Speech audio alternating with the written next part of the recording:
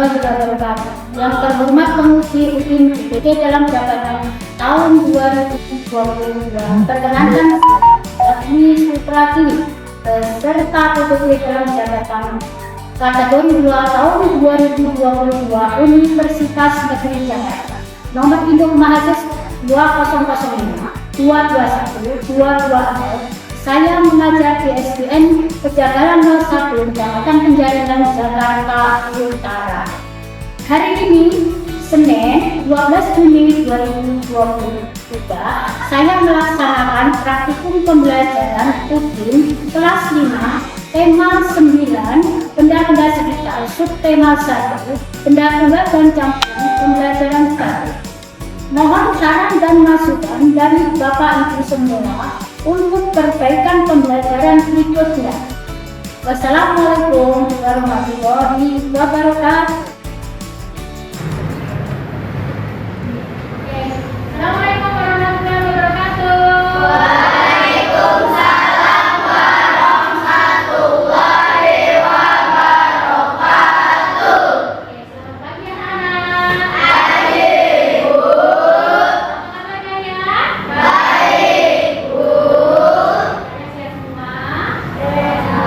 Ada yang sakit? Sehat. Semua masuk semua